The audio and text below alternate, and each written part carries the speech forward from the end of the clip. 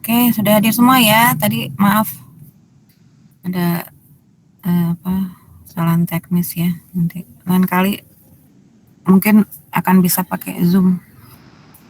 Oke, ayo kita mulai kuliahnya. Assalamualaikum warahmatullahi wabarakatuh. Selamat pagi semuanya. Ayo on cam yuk.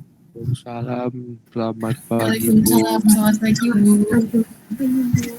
Pagi juga Bu. Gimana kabarnya hari ini? Alhamdulillah baik Bu. Sehat Ibu. Alhamdulillah ya. Nah, bagaimana progres Studio 5-nya hari ini? Gitu udah berlalu seminggu ya. Nanti akan saya tanyakan terus sampai kalian semua fix mendapatkan satu project yang akan dibawa sampai dengan TA. Ya, ingat ya, kita ini kelas seminar, bahasnya tugas akhir. Ya, ini sekarang berapa sih, tanggal 4 ya? Oke, seminar. Sudah diikuti saran saya waktu itu, yang lalu saya pernah menyampaikan ya, ayo semua on cam dong. Saya pernah menyampaikan saya sampaikan apa?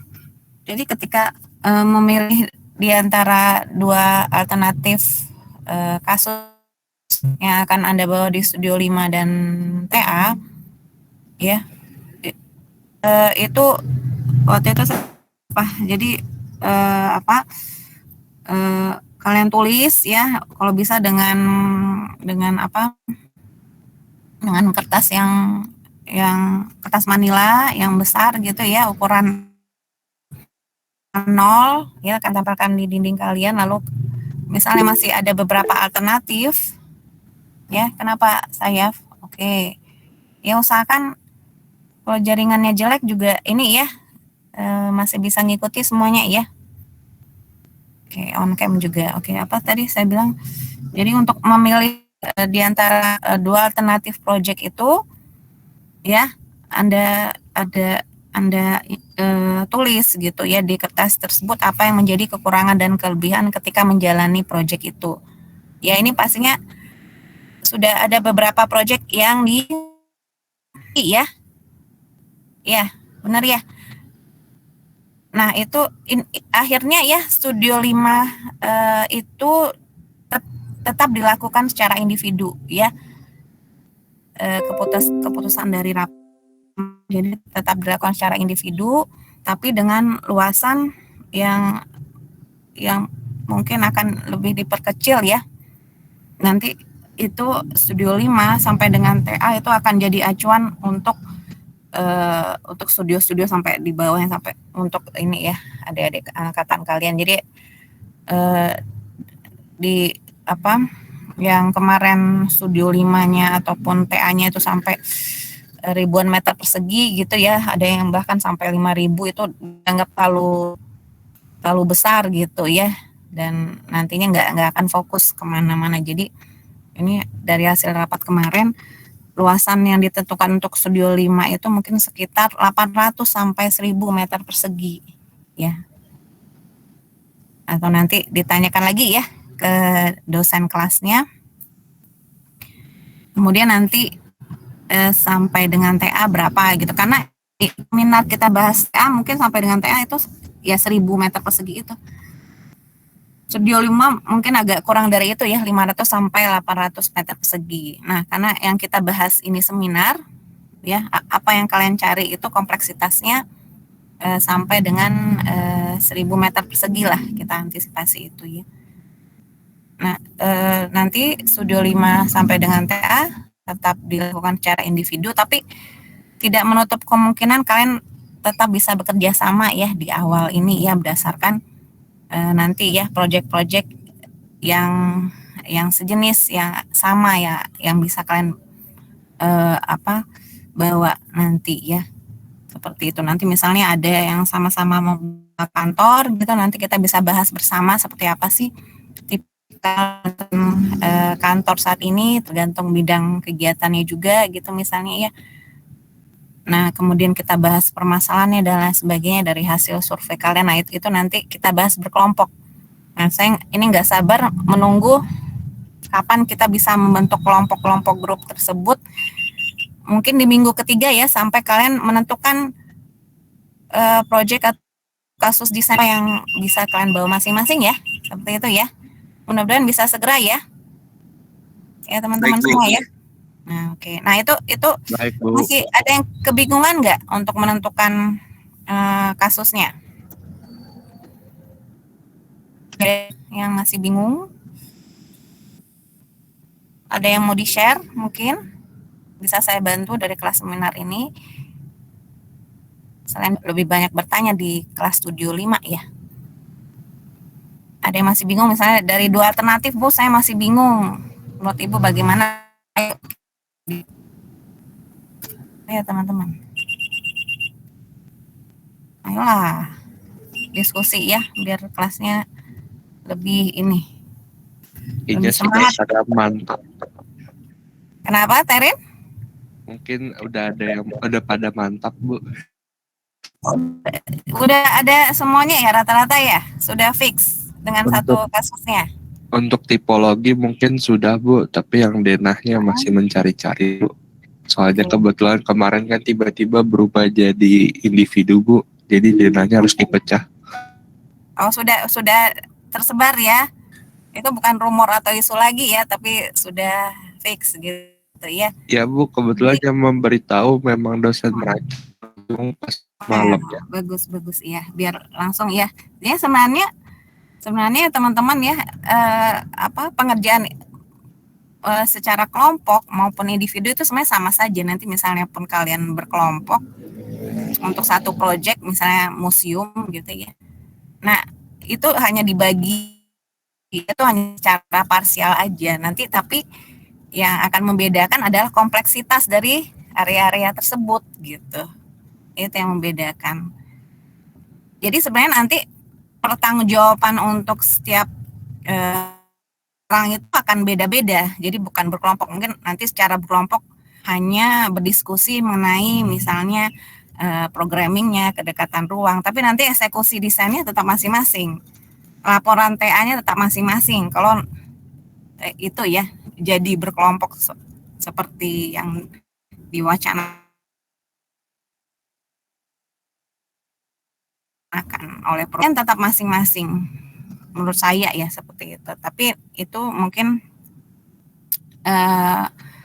karena waktu dosen-dosen atau saya koordinator dan prodi mungkin bingung membaginya ya, karena membagi itu juga berdasarkan kelas kan, membagi kelompok itu. Kalau misalnya nanti apakah nanti kelompok itu akan bertahan sampai TA gitu ya, kadang-kadang kasus yang kalian bawa itu juga bisa jadi setiap orang itu merubah kasusnya gitu. Nah, apakah kelompok ini bisa bertahan, individu saja bisa merubah kasusnya gitu ya.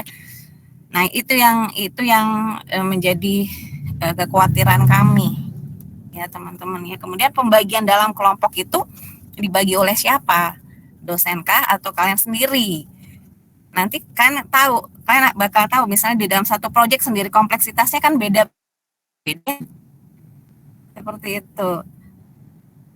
Dengan fungsi-fungsi yang berbeda-beda juga, misalnya fungsi yang ini aja yang sebenarnya setiap proyek itu ada ininya kompleksitasnya masing-masing. Misalnya hotel aja ya, hotel nanti siapa yang akan merancang lobinya, restorannya atau fasilitas publiknya, siapa yang akan merancang kamarnya dan lain sebagainya, atau siapa yang akan merancang BOH-nya dan lain sebagainya. Nah, itu pembagian itu seperti apa? Nah, itu yang dan kompleksitas yang akan kompleksitas fungsi dan ruang yang akan dikuasai masing-masing seperti apa pembagiannya. Nah, itu yang dirasa nanti kurang fair, atau misalnya ada kelompok yang tidak serak dengan kelompoknya sendiri, akan nanti nggak akan sustain gitu sampai TA. Itu yang akan dikhawatirkan seperti itu, teman. Belum lagi rubrikasi penilaiannya. Nah, itu akan seperti apa? secara berkelompok dan individual, seterusnya sampai dengan TA. Nah itu makanya diputuskan untuk ini sendiri-sendiri dulu gitu ya, balik lagi tapi dengan perubahan yang disesuaikan dengan kondisi saat ini. Kan perubahannya tetap ya, jadi Studio 5 itu tetap outputnya sampai dengan hanya layout dan mungkin penambahannya 3D gitu ya, seperti itu kan. Nah baru nanti kelengkapannya akan disempurnakan di tugas akhir. Makanya itu yang mengunci kalian tidak akan merubah apapun itu dalam kasus atau jadi usahakan untuk benar-benar yakin atau membawa kasus atau proyek yang akan kalian teruskan sampai TA nanti ya. Perlu dipikirkan secara mendalam, makanya sebenarnya ini hal-hal yang harus kalian pikirkan sebelum semester ini berjalan. Sebenarnya dari semester yang lalu Anda kan tahu kan Anda akan membawa atau Anda akan mengambil seminar dan pra-TA yang lainnya gitu ya, dan Studio 5. Jadi sebenarnya harusnya Anda rencanakan dari semester lalu gitu ya, seperti itu ya. Mudah-mudahan sekarang sudah fix semua ya. Ada yang mau didiskusikan misalnya mengenai kasusnya? Saya sih istilahkan bukan project ya, tapi lebih ke kasus desain yang seperti saya bilang kemarin ya. Kalau project itu khawatirnya tidak berdasarkan permasalahan yang detail gitu ya. Jadi kita bilangnya tuh kasus desain saja ya, atau kasus studi. Ada yang mau dibahas mengenai kasusnya? Ayo silakan. Yang lain tetap on cam ya. Frahita, siapa ini? Syahdila, ayo. Asmahan, Alivia, yang lain, ayo. Mau dibahas mungkin? Nah, satu lagi ya, supaya kalian ini kan mahasiswa tingkat akhir ya. Iya Bu. Oh iya dong. Nah, harusnya bisa lebih kritis ya menanggapi apapun yang ada di kelas ya. Saya minta hal itu. Nah, untuk supaya kita bisa ngobrol banyak, ya sebenarnya kan pasti kalau ngobrol tuh jagoan, juga jagoan ya. Nah, selain itu juga kalian, saya titip ya, kalian harus banyak membaca buku dari sekarang. Ya. Nah, saya tanyakan ini karena mahasiswa tingkat akhir, buku-buku apa saja yang sudah dibaca? Ayo. Saya kalau buku novel nanti aja ya. Tapi ya saya juga suka novel. Ayo, atau buku Bobo, Bobo zaman saya banget ya. Ada yang masih baca Bobo? Buku anak-anak ya. Ayo, buku apa saja yang terkait dengan desain interior yang sudah Anda baca? Majalah Asrinesia. Itu apa? Majalah apa tuh, Ahmad? Majalah tentang arsitektur Bu, sama desain Bu. Asrinesia Bu. Oke. Archinesia ya. Nah, itu bagus. Iya, itu Bu. Iya, itu juga bagus. Kamu rutin gitu langganan? Enggak Bu, saya ini Bu, yang buku-buku bekas Bu, biar murah. Oh iya, nggak masalah. Ya, nggak masalah ya. Jadi tahu tren-tren desain saat ini ya, Ahmad Ghazi ya? Ya, alhamdulillah Bu. Oke, sip. Nah, itu Ahmad Ghazi sudah sharing literaturnya. Ayo, yang lain apa lagi? Ya, kan itu Archinesia juga bagus ya. Yang penulis yang jadi redaktornya kan Bu Imelda Akmal ya? Ghazi ya? Iya Bu, salah satunya. Nah, salah satunya. Nah, itu keren juga. Lagi S3 bareng saya kemarin, tapi saya lulus duluan. Oke. Siapa lagi? Buku-bukunya apa lagi? Ayo. Kalau buku pegangan arsitektur tuh boleh gak? Tuh, Teren. Dekacing Bu, tapi belum pasti. Nah, itu buku wajib ya. Seperti Human Dimension gitu ya. Udah Ya, harus jadi Bible atau Al-Quran kita ya. Selain emang Al-Quran dan Bible dan apapun itu ya, buku-buku yang DKC, jadi Bu. ini Dekaching, Human Dimension, Data Architect, ya Dekaching apalagi sebenarnya pada buku Dekaching itu banyak yang bisa kita telusuri sampai dengan tugas akhir ya, teori-teorinya ya. Kan banyak juga gambar buku gambar-gambar ya di situ ya, mengenai apapun itu ya. Nah, itu juga harus kuasai gitu ya. Dekaching itu kan juga ada beberapa buku ya, Teren ya. Bu, ini yang Human Dimension tadi, Bu. Yang Dekaching ada beberapa buku kan, ada beberapa judul ya untuk Dekaching ya. Kalau nggak salah tuh saya yang edisi 3, Bu, yang ada bentuk ruang Apa? dan ruang dan tatanan kalau nggak salah. Nah, bentuk ruang dan tatanan komposisinya ya. Ada lagi yang lain. Nanti saya share deh. Saya banyak ebook. Makanya tadi Ahmad Zaki sudah buat Google Drive ya. Nah, itu nanti akan saya share buku-buku ebook ya. Mau dibaca ya, atau dari buku kalian juga kan. Maunya buku berbahasa Indonesia ya? Iya Bu, biar gampang ditranslate Bu. Boleh, Bu. Atau bahasa Jawa atau bahasa Sunda? Tapi harus juga bisa dong bahasa Inggris ya. Kalian nanti apalagi harus sebelum sidang TA itu harus tes TOEFL ya. Perasaan anak-anak sekarang ya oke, wah. Anak-anak sekarang jago-jago bahasa Inggrisnya ya. Karena buku-buku bidang apa sih, buku-buku itu ya yang up to date dan lain sebagainya itu berasal dari luar gitu ya, buku berbahasa Inggris. Jadi biasakan gitu ya, ya paling nggak lihat gambarnya lah, kan ada gambarnya juga ya, ada. Kemudian lihat gitu apa yang menjadi penjelasannya gitu ya, supaya kalian terupdate juga dengan tren-tren desain saat ini ya, dan kedepannya kan biasanya seperti itu, mereka juga membuat desain-desain yang berkelanjutan sampai ke depan gitu, kira-kira seperti apa sih yang terkait dengan fenomena saat ini gitu ya. Nah itu kalian baca ya, apa yang membedakan kita dengan kampus-kampus lain sih. Nah itu dari bacaan ya teman-teman sebenarnya ya. Mungkin kalian ada teman-teman di ITB, di ITENAS, di mana sih ada interiornya lagi, di Maranatha ya, atau bahkan di luar dari Bandung gitu, di Jakarta ya. Nah itu mahasiswanya tuh dalam membaca literatur itu jagoan gitu. Nah kita harus juga seperti itu ya. Kita semua proses yang kita alami dalam desain itu harus berbasis literatur, referensi dan sebagainya gitu ya. Nah itulah tantangan kalian saat ini ya, supaya tidak ketinggalan dari yang lainnya ya teman-teman ya. Nah itu apalagi dalam menghadapi Studio 5 dan TA ini, kalian tuh harus dihadapi pada tantangan untuk menciptakan sesuatu yang berbeda, yang unik ya. Jadi desain itu bukan hanya berdasarkan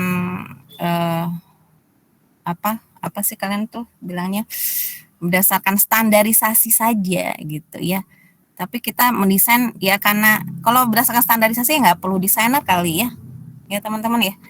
Kalau kalian lihat majalah-majalah Archinesia itu ya, Ahmad Ghazi ya, jadi mereka tuh mendesain tuh berdasarkan konteks apa sih, dari fenomena atau dari lingkungannya atau apa gitu. Kita bisa mencontoh hal itu gitu ya, dalam proses mereka mendapatkan ide gagasan dalam menelurkan hasil karya desain mereka gitu ya. Nah itu yang harus kalian banyak baca. Jadi bukan hanya berpedoman pada human dimension atau data arsitek yang hanya memenuhi standarisasi saja. Itu juga human dimension dan data arsitek itu asalnya dari luar ya, bukan ergonomi manusia Indonesia ya. Menyesuaikan tinggi Asia juga harus jadi gitu, Bu. Nah itu bahasanya ergonomi manusia orang Jerman kali ya, Terin ya. Itu Iya, Bu, agak tinggi-tinggi. Nah, sebenarnya ergonomi manusia Indonesia itu sudah dibikin dari ini ya. Nanti saya share ya buku PU, pernah dapat nggak Terin dan teman-teman? Ada PU pernah mengeluarkan tentang ergonomi kita ya manusia Indonesia secara umum gitu ya, tapi mungkin belum selengkap data arsitek atau human dimension gitu ya. Tapi itu bisa dijadikan pedoman dan bisa kita lebih kembangkan ya, apakah itu ke arah penelitian ataupun ke arah desain yang lebih ini ya detail seperti itu. Ya nanti akan saya share bukunya ya. Makasih Bu. Oke, Terima Azira. kasih Bu. Nah gitu. Ada yang mau di-share nggak tentang proyeknya atau kasus desainnya? Ayo. Ayo. Masih menunggu Denafik sekali Bu. Ya, yang lain juga seperti itu ya. Yang dicari bukan denah ya teman-teman, tapi gambar kerja yang lengkap juga. Jadi bukan hanya denah ya, tapi gambar kerja, karena kan kita perlu juga mengetahui ketinggian dari ruangan yang akan kita desain ya, ketinggiannya, strukturnya. Jadi nanti kalian tinggal mengisi saja di dalamnya kan, yang seperti saya bilang ya, interior itu dalam proses studi kita ini cenderungnya bekerja belakangan gitu ya. Padahal nanti ketika kalian bekerja di dunia nyata bisa jadi interior dan desainer bangunan yang lainnya itu bisa bersama-sama gitu merancang suatu bangunan dan interiornya sekaligus ya. Nah, karena kita tidak pro arsitektur gitu ya. Nah, itu kita ya terpaksa kita mengambil gambar kerja dan menyesuaikan nantinya kan desain kalian pada gambar kerja itu ya, baik itu pada denahnya, pada tampak, potongan, dan pada gambar kerja yang lainnya. Seperti itu kan? Benar kan teman-teman ya? Nah, hati-hati juga terhadap plagiat ya. Jadi plagiat itu bukan hanya pada tulisan, tapi juga pada desain. Jadi kalau kalian tidak merubah kondisi gambar kerja atau denah yang kalian dapatkan itu, berarti kan kalian kan menggunakan desain lain ya untuk kalian, dan kalian anggap itu sebagai desain kalian sendiri. Ya, hati-hati karena sudah kedapatan ya, dan saya yang membimbingnya, bahkan mungkin kan pernah mendengar isu atau rumor itu ya. Jadi kakak kelas kalian itu ya ditahan semuanya karena terbukti menganggap bahwa desain tempat dia kerja itu adalah desain milik dia. Dan itu bukan sebenarnya nggak ada penggugatan, nggak dibawa ke ranah hukum juga ya, jadi diselesaikan dengan baik-baik. Jadi tapi dikomplain oleh si yang konsultannya yang memang menghasilkan yang memang punya desain itu ya. Jadi karena itu ketika dia buat dari hasil TA artikel tentang TA, jadi jadi terungkaplah bahwa desain itu bukan milik dia, dan saya shock abis ya karena saya bimbing gitu ya. Biasanya yang saya bimbing saya keras gitu, ini karena ya itu, jadi saya jadi belajar juga ya teman-teman ya, seperti itu. Jadi sama kalian juga intinya proses asistensi itu penting dilakukan ya. Jadi jangan tiba-tiba menghilang, itu kasus yang saya alami ya dengan mahasiswa itu ya. Jadi tiba-tiba menghilang, tapi ketika datang di akhir-akhir ketika mau pengumpulan ya membawa desain yang lengkap, itu tanda dia itu tadi ya, bukan membawa desain dia sendiri.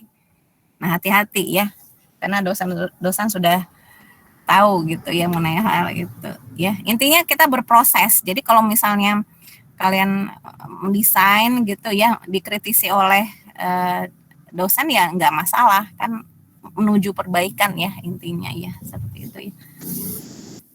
Nah, oke, ada lagi kan udah tadi nggak ini ya. Ada yang mau membahas nggak tentang kasusnya? Ayo, ya. Yang penting emang ya gambar kerja dulu yang harus diperoleh ya teman-teman ya. Dan banyak baca literatur dan buku-buku ya. Oke? Ada yang mau dibahas? Baik, Ibu. Siap, Bu. Saya sebenarnya mau ngasih materi ya. Ayo yang lain ini dulu dong, on cam dulu selama saya kasih materi. on cam ya, tetap ya. Ya, silakan Raihan. Siapa lagi? Azra, Erza.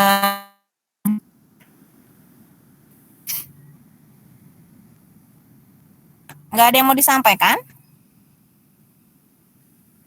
Mungkin kalau udah lengkap mungkin baru nanya-nanya Bu.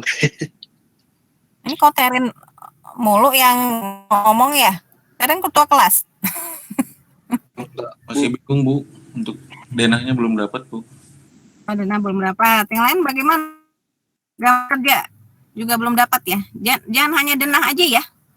Gambar kerja lengkap. Ya. ya Bu sama Iya. potongan ya Bu. Potongan, tampak, apalagi sih? Ya itu supaya kita tahu bagaimana kondisi bangunan itu ya, dari bukaannya, ya akses utama, main entrance, set entrance, kemudian bentuk layoutnya gitu ya, apalagi sih ketinggian bangunan ya.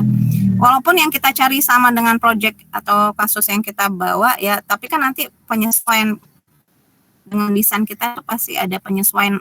Makanya itu yang kalian analisis ya, yang akan banyak kalian analisis. Oke, yang ibu-ibunya, yang cewek-ceweknya dong bersuara. Ini kamu Adila ada di mana sih Adila? Kamu yang tempat KP ya? Yang KP di mana kamu bilang? Yang izin sama saya. Bu Adilanya ini ya, foto ya itu ya. Ayo bergerak ya, bergerak ya. Sambil olahraga biar gak bosan, biar gak ngantuk. Ayo bersuara makanya ya. Jangan hanya dipandang saya ya, dipandang nanar gitu ya, atau mandang teman-teman yang lain yang cantik gitu ya, atau yang cakep gitu ya. Igit, udah mandi Git? Udah, alhamdulillah ya. Yang lain Gazi nih pasti. Sama juga. Sudah sarapan semuanya ya? Belum. Ayo sambil teh, sambil makan roti ya, atau makan nasi padang pagi-pagi, sakit perut dong nanti. Ya, boleh ya, atau makan Indomie gitu ya, tapi jangan dibikin dulu nanti malah ditinggal gini, ini ya layarnya. Apalagi ya. Oke, saya tadi mau sharing ya. Kan sih nggak mau ngomong ya, saya mau dengar suara-suara kalian. Oke, saya share dulu ya. Nanti ditanggapi ya materi saya ya. Dia nanya dia ya. Siap Bu. Nah, awas aja nggak ditanggapi. Sudah kelihatan? Sudah, Bu. Sudah Ibu. Tapi Udah, Bu. tetap on cam ya dan disimak. Setiap misalnya saya jelaskan, ada yang mau bertanya silakan, nggak apa-apa. Jangan ini langsung Bu, saya mau nanya gitu ya, langsung bersuara. Nah ini sebenarnya materi PMDI ya. Kan tahu pernah dapat dulu materi PMDI? Sudah. Sudah Bu. Tapi itu di awal Sudah, Bu. semester ya. Saya bukannya mau ini ya, ini kan karena mahasiswa, karenanya tadi katanya ngaku memang mahasiswa tingkat akhir ya, tapi saya mau mengulang lagi ataupun malah mau memberikan lagi basic dari interior itu sendiri ya. Nah materinya semuanya sudah saya pernah ajarkan di pengantar dan metodologi desain interior ini gitu ya. Nggak apa-apa untuk kalian ya, kita refresh lagi atau bahkan mungkin baru mendapatkan materi ini ya, ataupun bahkan pernah baca di mana ya. Tapi nggak apa-apa, ini jadi bahan diskusi kita ya, supaya kalian nanti ketika melihat kasus desain kalian ya, melihat apa yang menjadi apa sih secara definisi, secara batasan, secara lingkup Kemudian secara bahasan apa sih yang harus dibahas pada interior itu. Nah, kita ulang kembali ya teman-teman ya. Ini kuliahnya nyantai, tapi nyantai harus bisa menanggapi semuanya ya. Nah, jadi harus bersuara karena ini kan gampang materinya. Kita ulang lagi lah materi-materi yang sebelumnya kan sudah dapatkan dari semester awal sampai dengan sekarang ya, kita ulangi lagi ya supaya kalian ini benar-benar menguasai sampai akhir itu apa sih interior itu. Nah, kita bahas aspek esensial dari interior design. Nah, ya. Nah, kita bahas definisi dulu interior itu apa sih gitu ya. Interior itu apa gitu ya. Dalam bahasa Inggrisnya ada disebutkan space ya atau ruang ya. Ataupun bahkan kalau space itu bisa dikatakan lingkupnya banyak bidang ilmu yang lain yang membahas tentang space ya. Bahkan ruang angkasa itu ya space gitu, ruang juga ya, ruang angkasa, ruang di atas air, ruang di bawah air. Saya dulu ada proyek seperti itu ya, atau ruang-ruang yang bisa diintervensi oleh manusia gitu ya. Nah, itu kan seakan-akan batasannya ini ya, tidak terbatas seperti itu ya. Nah, kalau interior itu sebenarnya spesifik gitu ya. Interior spesifik dan bisa kita bahas secara detail karena sebagian besar hidup manusia itu ada di interior. Ya, kalau kita lihat orang-orang ini yang apa, yang kita nggak bahas orang-orang tradisional ya. Kalau orang-orang tradisional pastinya kehidupan sehari-harinya itu berada di luar gitu ya. Berbeda dengan kita ya, yang kita dibilang kita nggak tahu apakah memang zaman sekarang ya atau kan cenderung individual ya, sosial itu ya terbatas pada ruang-ruang umum saja gitu. Kita juga ada ruang-ruang yang namanya ruang private. Nah, interior itu ya di situ posisinya ya, pada pertemuan ruang-ruang private dan umum tadi. Nah, ada istilah juga dari definisi terkait dengan tadi space ya, sekarang room. Nah, room itu kan lebih jelas batasannya ya, lingkupannya ya, atau dalam bahasa Indonesia menjadi ruangan gitu, lebih jelas ya, membedakan mana ruang dalam sama ruang luar gitu ya, ruang di luar bangunan. Nah, kita membahas interior di dalam bangunan. Sebenarnya kan kalian juga pastinya kemarin-kemarin pernah mempelajari interior itu bukan hanya pada bangunan, Bu, tapi ada juga interior pada kendaraan dan lain sebagainya ya. Nah, ini kita bahas pada bangunan karena memang secara umum ya interior itu pada bangunan yang dipakai oleh manusia. Nah, itu yang kita bahas ya. Nah, pada desain bangunan itu ya banyak sebenarnya yang terlibat ya, seperti kalian tahu ya, dari bidang ilmu sipil, ada arsitektur, interior, mekanikal, elektrikal dan lain sebagainya. Nah, tapi kita sebagai yang benar-benar prodi interiornya ya hanya mengetahui sebagian saja apa yang menjadi bidang-bidang ilmu yang lain itu ya. Apakah itu sipil terkait dengan konstruksi ya, paling enggak interior itu harus mengetahui konstruksi bangunan sederhana ya, terutama konstruksi pada lingkup elemen interiornya itu sendiri ya, misalnya konstruksi pada plafon, konstruksi pada dinding ya, konstruksi pada lantai, bahkan konstruksi isi ruang interior itu sendiri ya, mebel dan lain sebagainya ya. Kita harus mengetahui, jadi harus bisa juga menguasai secara baik gitu ya. Nah, kalau arsitekturnya ya paling tetap pada lingkup interior, tapi terkait dengan tata ruangnya gitu ya, bentuk ruangnya dan lain sebagainya gitu, dan bagaimana mungkin peralihan antara ruang dalam dengan ruang luar. Tapi kita tetap berfokus pada interiornya itu sendiri. Kemudian interior ya sudah pasti harus kita kuasai. Kemudian juga terkait dengan mekanikal, elektrikal, ME, ya, pemipaan dan lain sebagainya, itu juga di kita ada ya mata kuliahnya ya teman-teman ya, ada ya? Ada nggak? Dulu pernah belajar mata kuliah apa? Utilitas. Nah, utilitas yang terkait dengan ini, ya. Jadi kita tahu prinsip-prinsip utilitas itu seperti apa.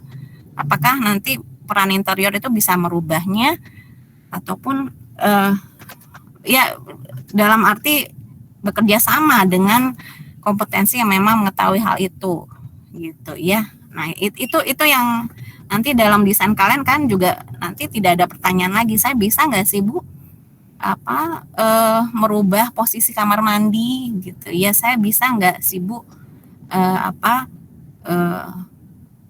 menutup tangga atau lift yang ada pada kondisi existing ini. Nah, itu jadi pertanyaan-pertanyaan yang sebenarnya Anda bisa nggak sih, peran Anda nanti sebagai desain interior melakukan hal itu semua, ya. Oke. Nah, itu sebenarnya nanti pada ketika kalian kerja sebenarnya kolaborasi ini sangat menarik ya. Kalian sendiri bisa menjadi tim leader dari bidang-bidang ini, ya. Jadi kita sebenarnya dalam interior itu bukan hanya tahu sedikit misalnya ini kue gitu ya, ada peran masing-masing dari desain bangunan itu, kita tahu hanya sedikit, tapi kan jadi sedikit itu jadi kita, kompetensi kita apa dong. Nah, kalau memang mau mengarahkan kepada interior itu sendiri, ya benar-benar kita harus tahu interior itu apa sih, lingkup dan batasannya, dan saya harus menguasai di bidang mana saja, di pembahasan mana saja, ya. Nah, itu yang harus kalian ketahui, ya. Oke, nah kita beralih ke objeknya sekarang, ya. Sebenarnya makanya saya memberikan istilah kasus desain atau kasus studi, karena sebenarnya kasus itu sudah ada ada campur tangan manusianya, karena kita kan interior itu kan pasti ada manusianya ya, bukan hanya hantu ataupun tikus ya. Kenapa ada interior itu ya karena kebutuhan manusia berada dalam bangunan dengan kebutuhan yang berkembang dan lain sebagainya gitu ya. Nah, dalam interior itu jelas ada pelingkupnya ya, ada elemen pelingkup bangunan gitu yang kita sebutkan, ada langit-langit, ada dinding, ada lantai gitu ya, itu pelingkupnya ya. Nanti ada kolom dan lain sebagainya, dan juga ada isi ruangnya banyak gitu, ada manusia itu sendiri dan aktivitasnya ya. Kemudian manusia dan aktivitasnya itu dia memerlukan alat atau peralatan atau isi ruang ya untuk mendukung aktivitasnya, seperti itu ya. Makanya nanti pada pelingkup bangunan ini pastinya ada isi ruang, apakah itu berupa mebel, peralatan dan lain sebagainya ya. Nah, tata letaknya tergantung kebutuhan manusia itu dalam beraktivitas ya, aktivitasnya apa dulu gitu ya. Nah, kemudian belum lagi elemen-elemen pendukungnya seperti lampu ya, apalagi banyak ya elemen-elemen pendukung yang membuat kegiatan itu menjadi lengkap gitu ya dilakukan. Nah, itu yang harus kita ketahui semua, dan elemen-elemen interior itu kan sebenarnya banyak kali ya, selain yang kita bahas pelingkup, isi ruang dan elemen-elemen pendukungnya gitu. Bisa jadi pencahayaan, bukaan dan lain sebagainya, itu yang akan mendukung suatu aktivitas di dalam interior ini. Nah, ini yang kita harus pahami dulu. Interior itu apa sih kalau ditanya adik kelas kalian? Nah, interior ini loh gitu ya. Seperti ini kan, ada yang setuju atau tidak setuju dengan saya?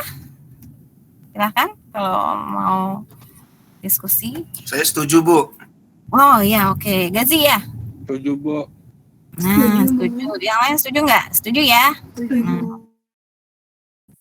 Tapi kan ini kosong ya. Ini ruang berhantu. Tetap harus ada manusia. Bayangkan manusia dan isi ruangnya ini saya contohkan aja. Interior itu pastinya punya pelingkup yang jelas gitu ya. Yang seperti saya bilang tadi. Ini berkaitan nggak Bu dengan desainer bangunan yang lainnya? Berkaitan ya, yang terkait dengan sipil, arsitektur, interior, mekanikal dan lain sebagainya. Dan kita sebenarnya interior itu harus menguasai semuanya ya. Masalah misalnya konstruksi langit-langit, kalau kalian nggak masangnya bener, celaka nih orang di dalamnya ya.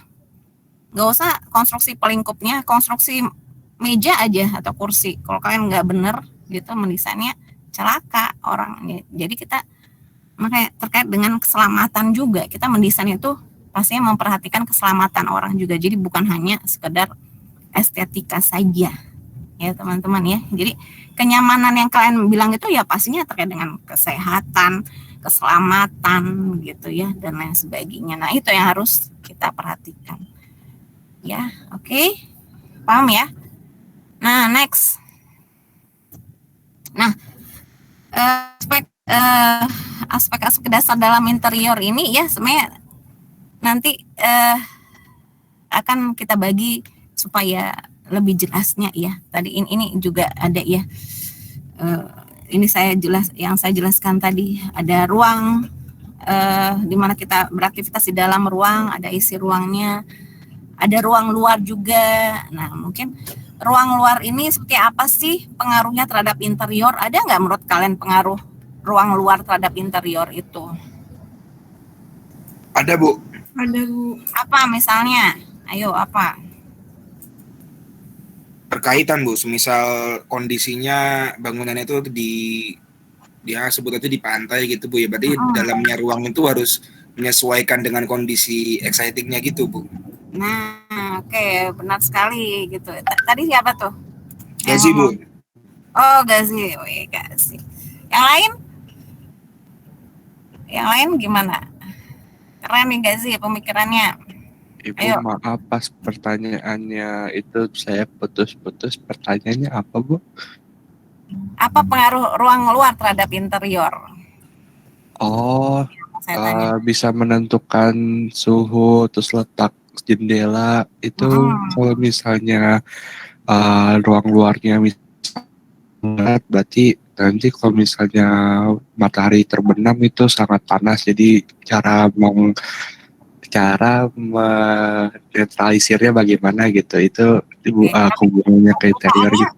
Ya, bukaannya kan misalnya udah bawaan arsitekturnya seperti itu. Ya, apakah bukaan itu bisa kita tutup atau kita rubah atau bagaimana teman-teman? Biasanya kalau misalnya bukaannya sudah ada, kan kita di interior kalau mengubah arsitektur ya berarti kita menambahkan elemen-elemen seperti tumbuhan atau penghawaan buatan untuk menetralisir itu, Bu, suhu yang panas ketika matahari terbenam mungkin. Iya. Bisa seperti itu ya, atau elemen-elemen yang memang menutup bukan itu menjadi ini ya, menjadi apa, menutup bukan itu menjadi permanen gitu ya, bisa jadi gitu, atau bahkan bisa sekali dibuka dengan tirai dan lain sebagainya gitu ya. Elemen-elemen interior yang mendukung itu ya, selain tadi tanaman yang dibilang tadi dan lain sebagainya ya, atau bahkan nanti kan kalau di dunia nyata ya bisa bekerja sama, misalnya merubah suatu gudang gitu ya, gudang dimanapun ya, apakah itu di kantor, gudang yang berada di kantor atau di ruang publik dan lain sebagainya, menjadi misalnya gudang itu mau direnovasi menjadi sebuah toko ya, mau nggak mau yang seperti kata Terin bilang, secara arsitektural fasad depannya itu mau nggak mau dirubah. Nah itu sebenarnya nggak masalah ya, itu peran interior juga bisa di situ, asalkan dia bisa berkolaborasi dengan desainer bangunan yang saya bilang tadi ya. Jadi ini sebenarnya yang dikatakan zamannya berkolaborasi ya itulah ya, sebenarnya dari dulu ya, dari dulu sampai sekarang. Jadi nggak ada lagi gue bagian ini. Jadi kue-kuenya tuh benar-benar dijatah gitu ya. Padahal kita mau menuju satu tujuan yang sama gitu ya, mendesain satu bangunan misalnya. Jadi nggak seperti itu. Kita bisa berkolaborasi dari awal sampai akhir dengan desainer bangunan yang lain. Nah, dalam proses studi kalian wacana kolaborasi itu ya bisa digulir gitu ya. Jadi anggap aja arsitek atau sipilnya sudah tahu mengenai proses yang saya lakukan. Nah, itu silahkan gitu ya, asalkan tidak melampaui batasan lingkup interior yang saya bilang tadi. Seperti itu ya, silahkan disolusikan berdasarkan permasalahan-permasalahan yang ada. Nah, itu ya teman-teman, jadi bilang bahwa ruang luar itu punya peran penting dalam membentuk interiornya. Apakah itu dari lingkungannya, alamnya, orang-orangnya, atau budayanya, bahkan ya, dan lain sebagainya. Jadi kita merancang interior itu bukan seperti merancang penjara yang nggak ada konteksnya dengan ruang luar yang akan kita, ruang luar di mana sih bangunan ataupun interior itu berada. Ya, kita bukan seperti merancang penjara, nggak ada orientasinya sama sekali, nggak ada view-nya sama sekali gitu ya. Jadi konteskanlah apapun itu terhadap ruang luar Anda. Ya, apalagi kalau kalian nanti bicara sustainable, itu kan terkait dengan lingkungan di sekitar Anda gitu ya.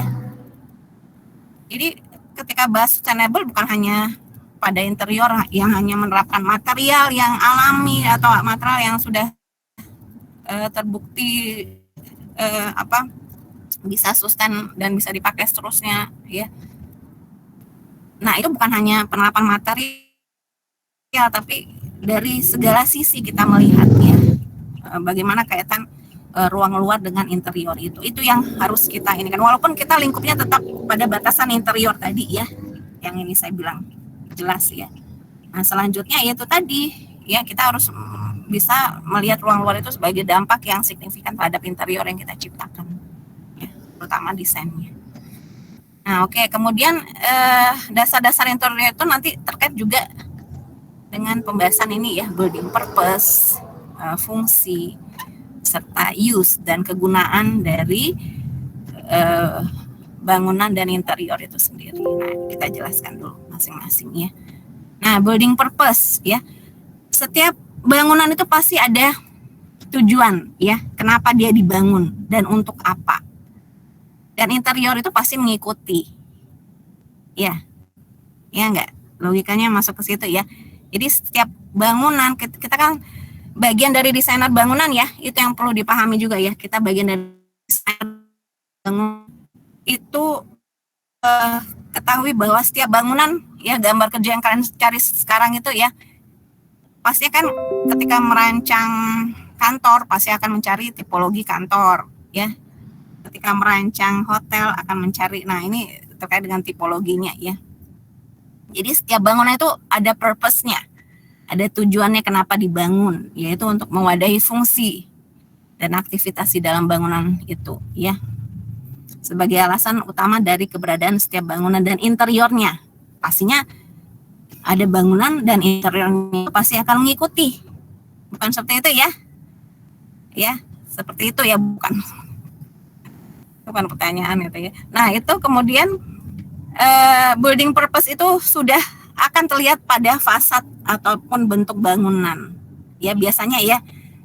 Kalian bisa membedakan nggak bentuk bangunan apa yang ini yang gampang ya? Bentuk bangunan masjid dengan bangunan kerja, dengan bangunan sama dengan bangunan mall ya. Bisa nggak membedakan? Bisa ya?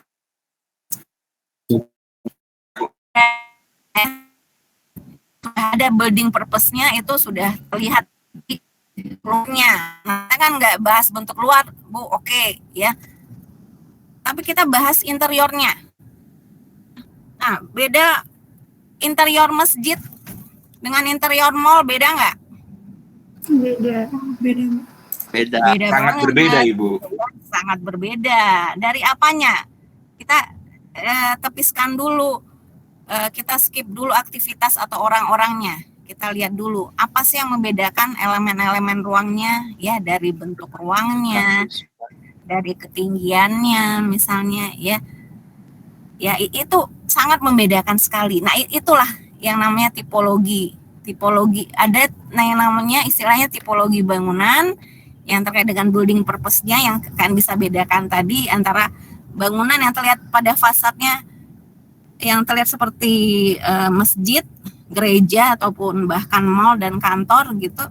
Ya, itu terlihat pada bangunan pada masa luarnya, dan juga pastinya akan mengikuti ya tipologi ruang interior, karena fasad luar itu yang menandakan atau menyimpulkan bahwa itu adalah bangunan kantor. Kita bisa mendatangi itu ya, bangunan kantor itu, karena kita punya tujuan ke sana.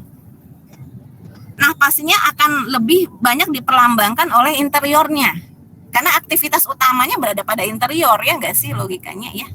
Aktivitasnya bukan pada fasadnya atau ruang luarnya, tapi aktivitasnya ya berada pada interiornya. Jadi interior itu pastinya akan lebih mewakili bangunan tersebut atau building purpose pada bangunan tersebut. Jadi kan kelihatan memang interior itu memang signifikan gitu ya, membentuk itu tadi building purpose yang memang dimaksud pada bangunan yang didirikan untuk fungsi-fungsi tertentu ya.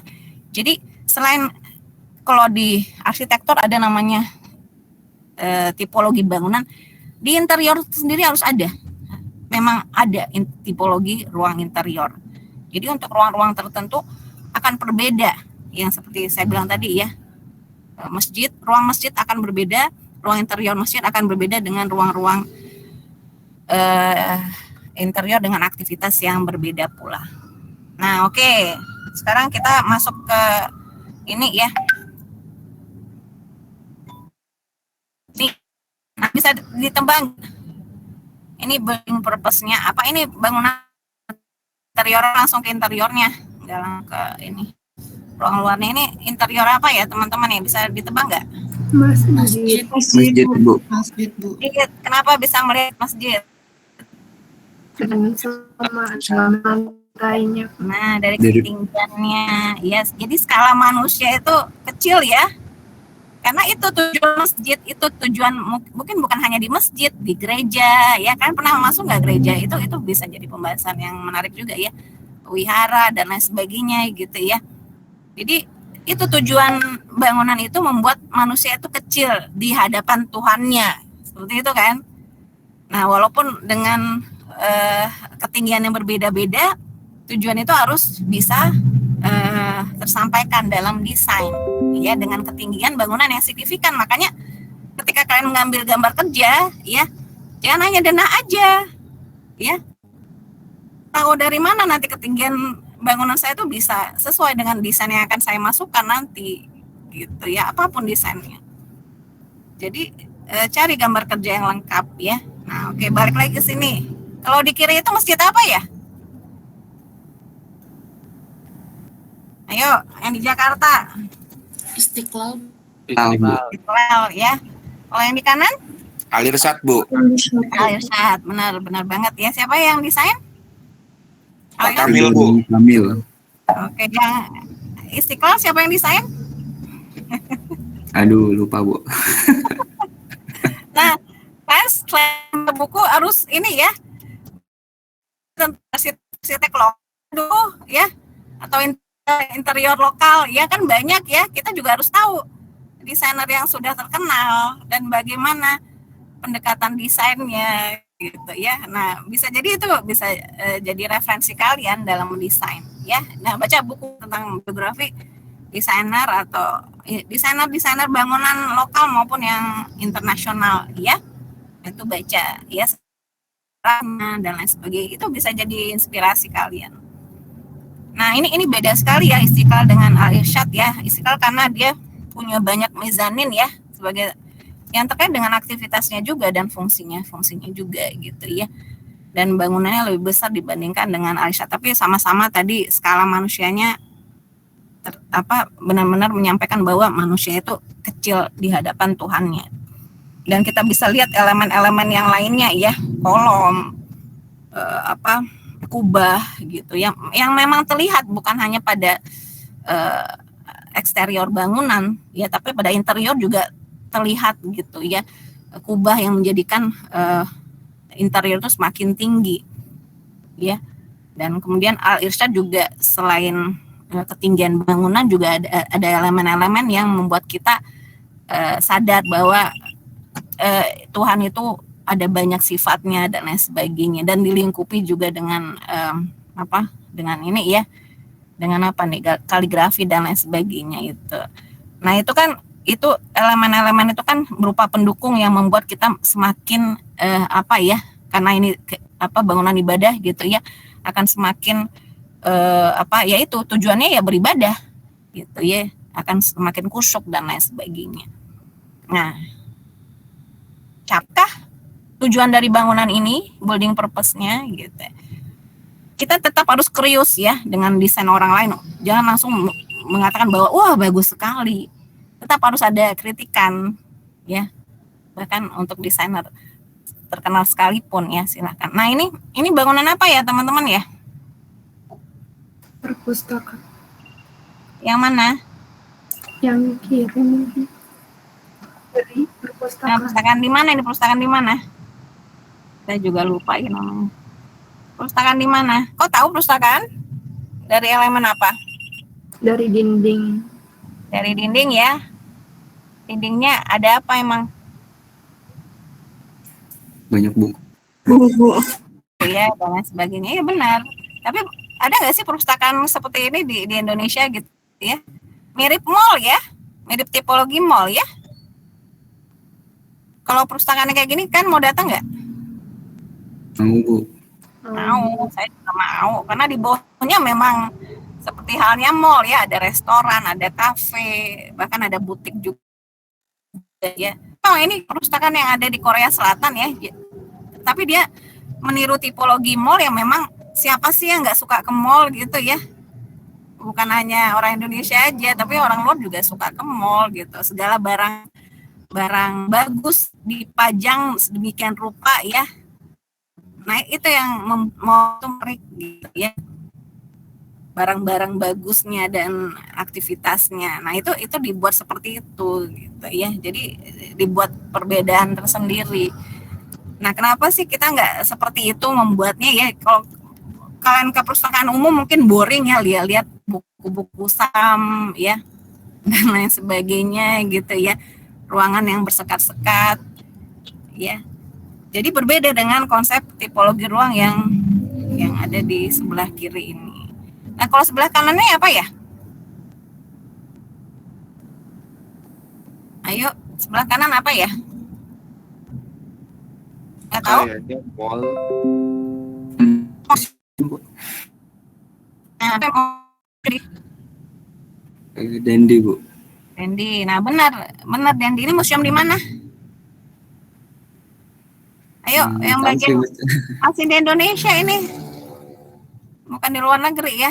Kalau yang Korea tadi, yang kiri benar di luar. Kalau di kanan, di bagian barat, mall apa? Bukan museum apa nih? Museum yang ada di Aceh ya, siapa nih yang? Tsunami Aceh, Bu. Nah, Oh, ya, iya. museum tsunami ya. Jadi ini museum tsunami ya. Ini Ridwan Kamil dan tim juga ya.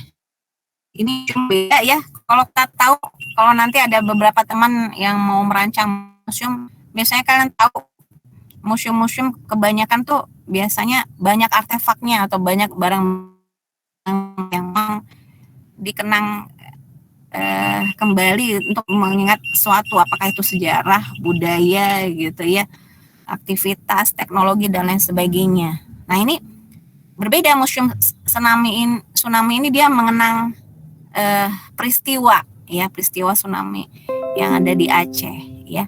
Jadi artefaknya ya sedikit, lebih banyak mengeksplorasi pengalaman ruang ya, pengalaman ruang yang memang dikaitkan dengan peristiwa tsunami tadi.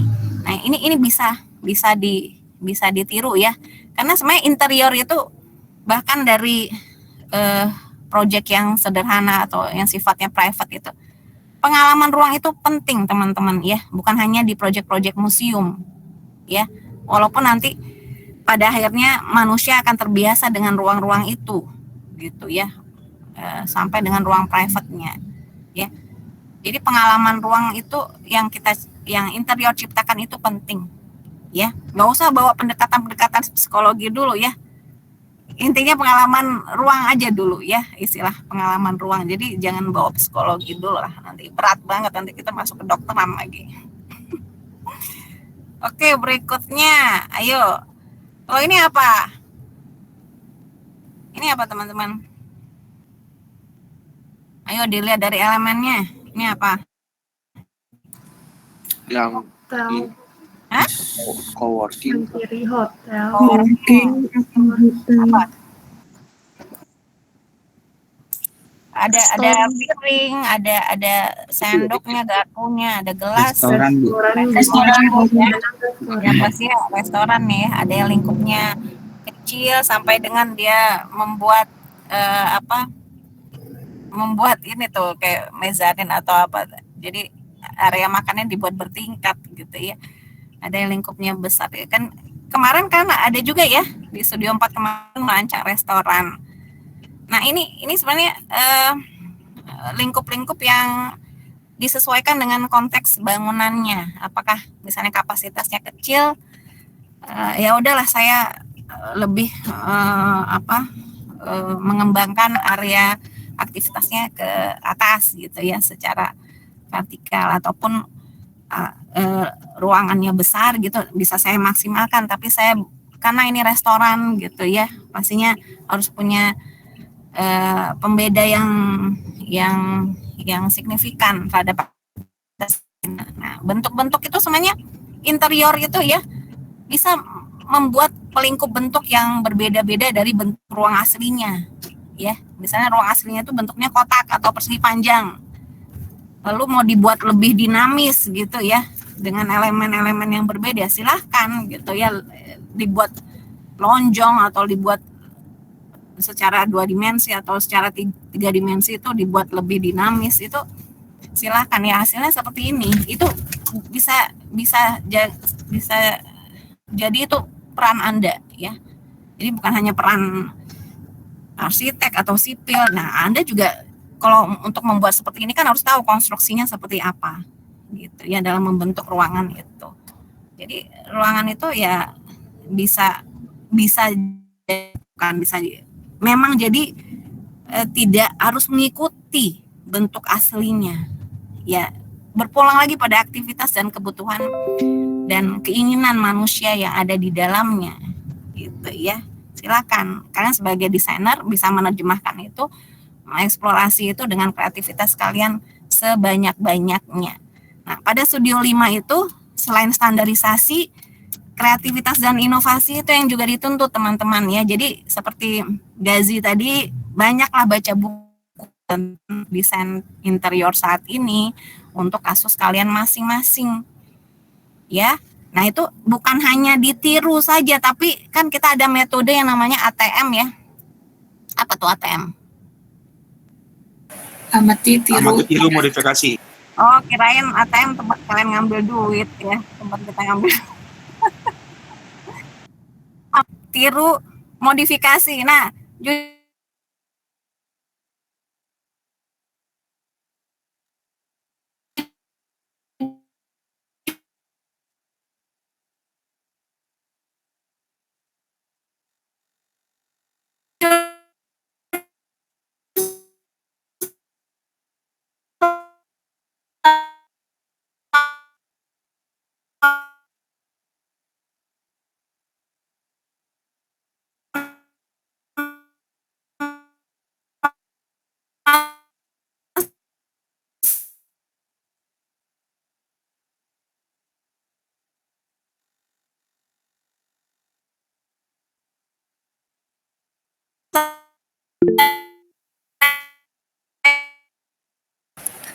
Ibu maaf, suaranya putus-putus.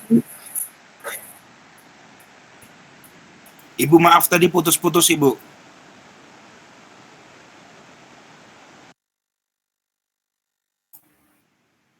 kemana? Keluar.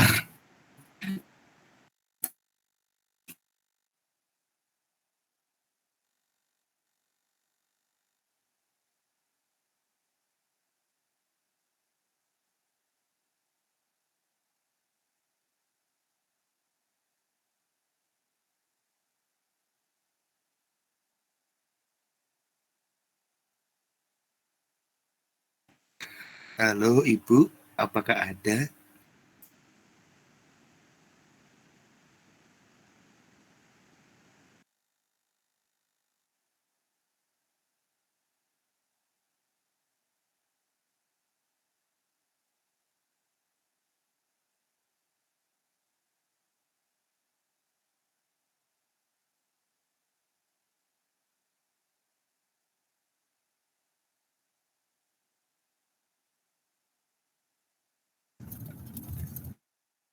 Halo, halo,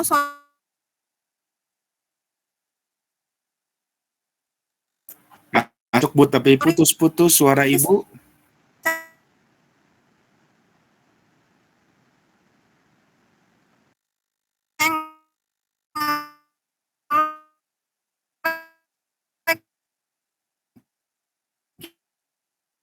Ibu maaf suaranya putus-putus, Bu.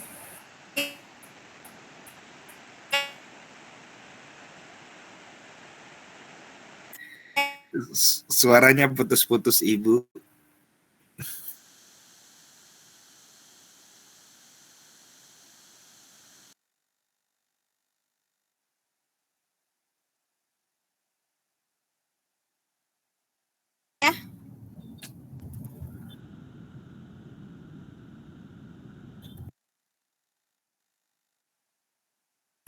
Masih putus-putus, Bu.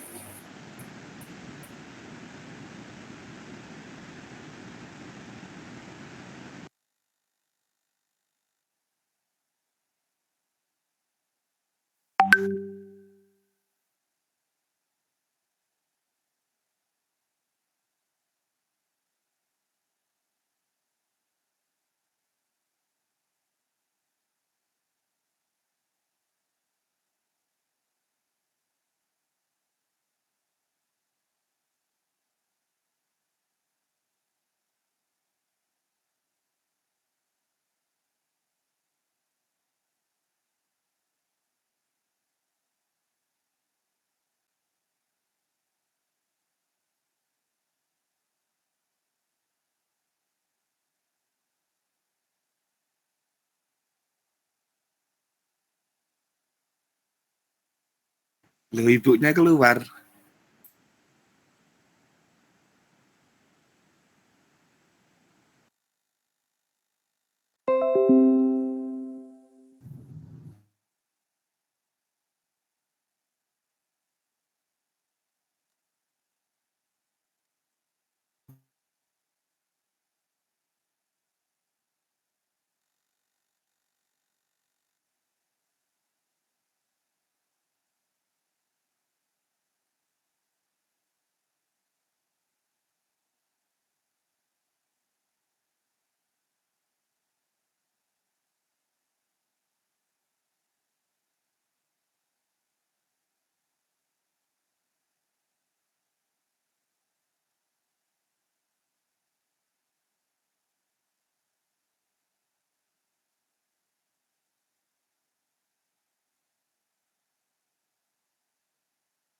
Mak.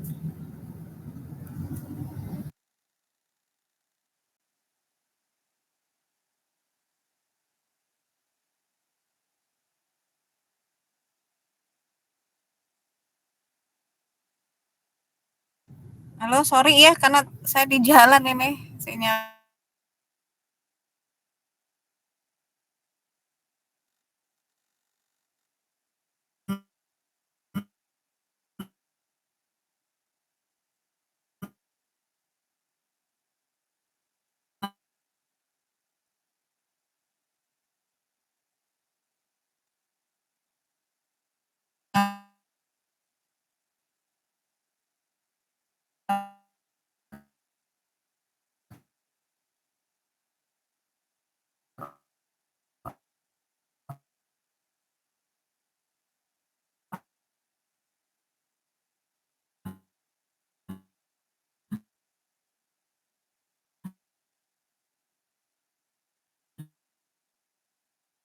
Sorry.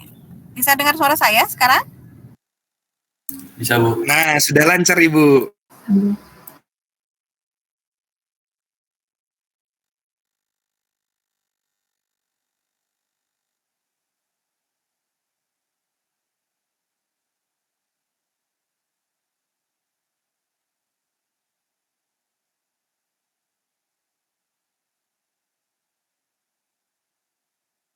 Ya, nge-lag lagi, Bu.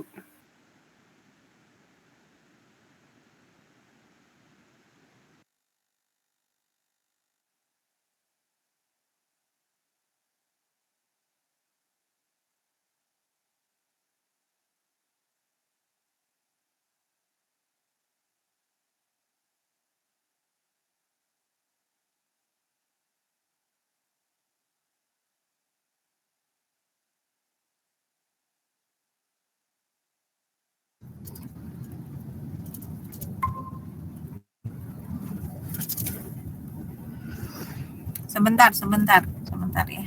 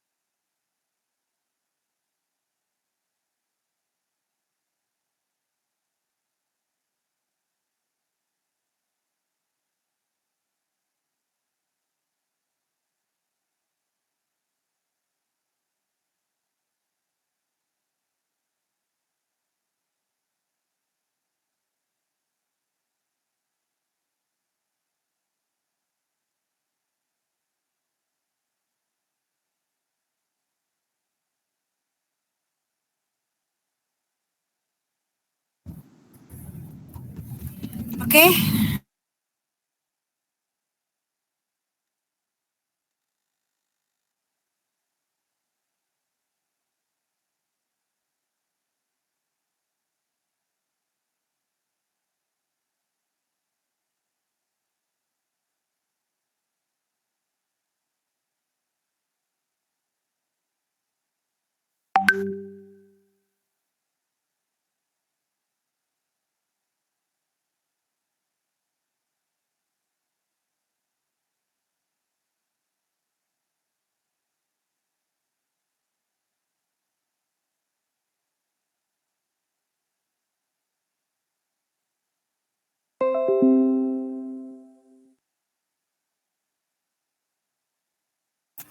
Ah!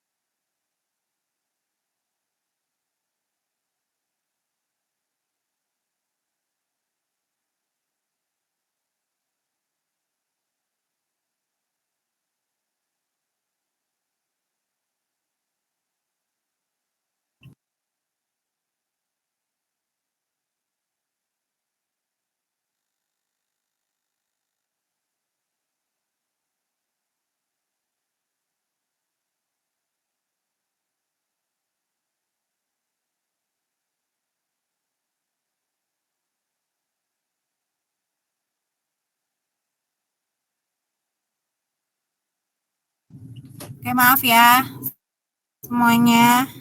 Tidak apa-apa, Ibu. Bisa mendengar suara. Sorry ya. Sekarang udah bisa dengar ya? Sudah, Ibu. Alhamdulillah. Ayo dong, ini on cam lagi. Ya, ayo. Sebentar lagi ya. Ini udah jam berapa? 9. Ini share screen saya keluar ya. Bentar ya. Terus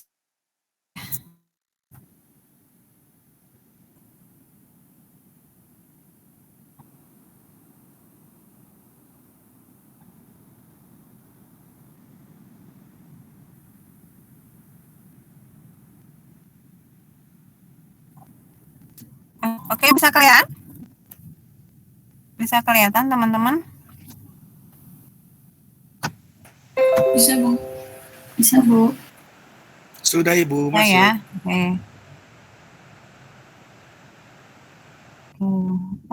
Terus bersuara ya supaya saya nggak kehilangan jejak, kehilangan kalian terutama. Nah, oke. Nah, ini apa ya? Ini sama kayak tadi ya, restoran juga ya, teman-teman ya. Nah, tapi kan berbeda ya. Ini tadi restorannya pelingkupnya ini ya berdasarkan aktivitasnya gitu ya. Ada yang bisa membedakan area karena ini restoran, area ruang makannya dengan area bar dan lain sebagainya ya. Jadi bukan hanya pada aktivitas atau layout, tapi juga pelingkup secara 3 dimensinya gitu. Nah, interior bisa berperan dalam membentuk ini. Ya seperti saya bilang tadi ya, dari ruang yang kotak ya kan bisa membuat ruang itu lebih dinamis lagi ya. Tapi berbalik lagi pada aktivitas utamanya ya. Nah, ini sama juga seperti ini restoran juga ya, tapi yang membedakan ininya leveling lantainya gitu ya.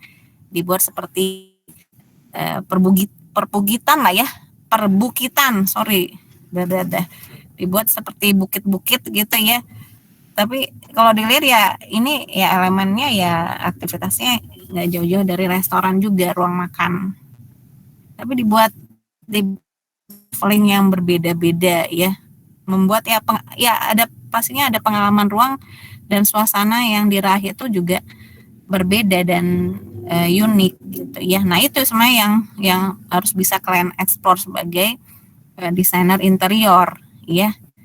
Nah, ini harus tahu juga dong bagaimana sih saya bisa menaikkan lantainya, Bu, kemudian membentuk struktur elemen ruang di sekitar saya menjadi seperti ini. Nah, ini yang perlu kita tanyakan, ini mejanya ini bisa dipindahkan atau memang dia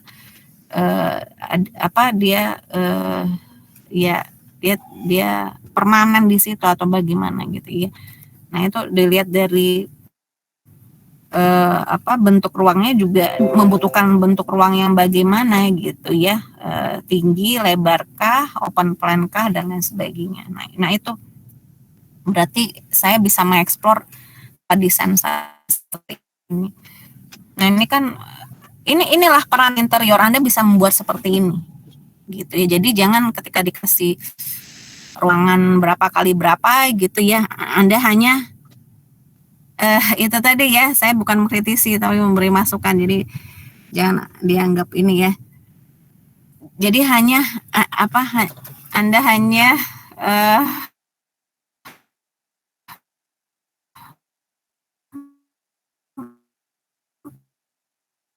menata si mebelnya saja, itu yang paling sering saya temukan ya.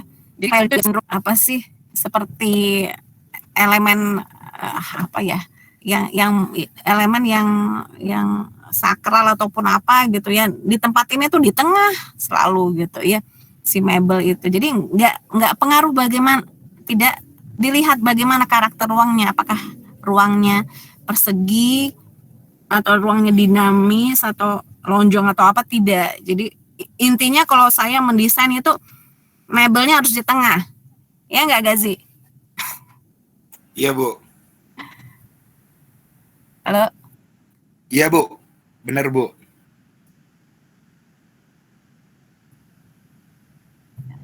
Nah, kenapa seperti itu?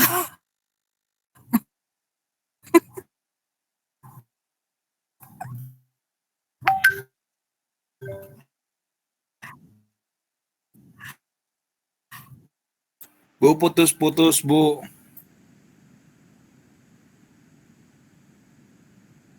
Nah, iya, jadi kita nggak tahu punya bayangan benang bagaimana cari dua yang mau terjadi. Paling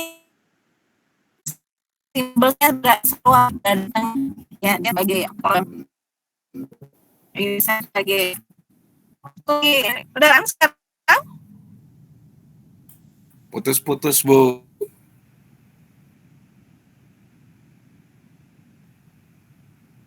udah kan?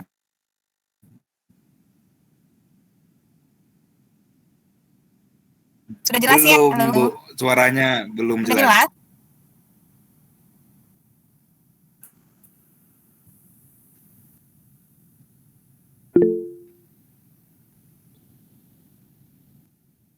Oh masih ya.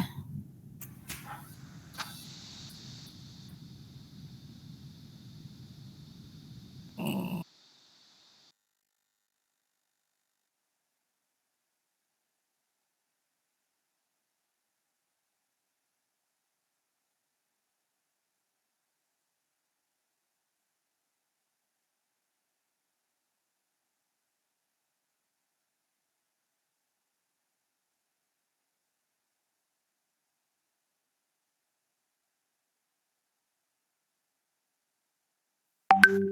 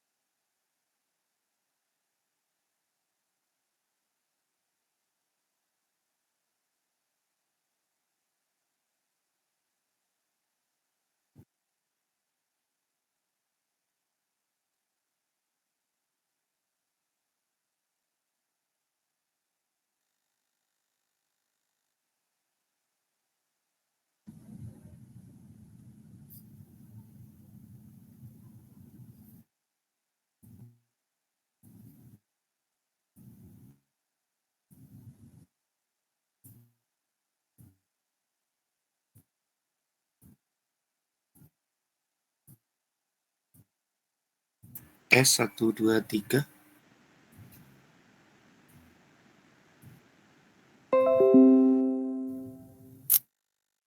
Halo, Masuk saya Ibu. kembali lagi. Welcome Halo Ibu. to my channel.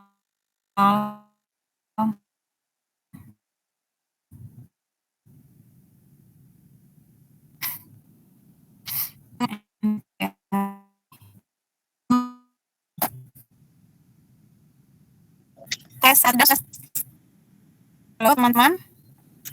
Oke, sip. Kakak ngechat ya. Jadi teman-teman dari TikTok kan ya? Sip. Halo, halo.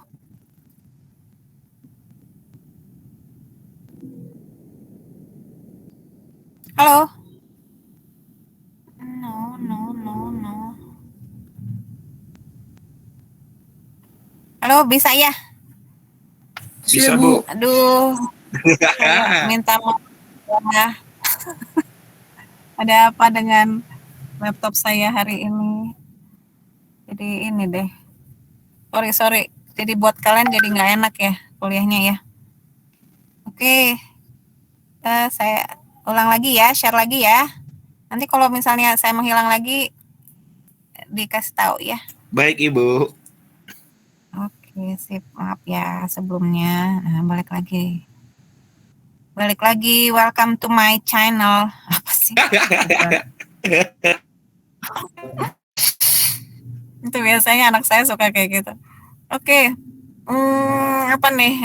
Building purpose ya. Jadi balik lagi tadi ke building purpose. Apapun yang menjadi karakter dan tipologi bangunannya pasti akan mengikuti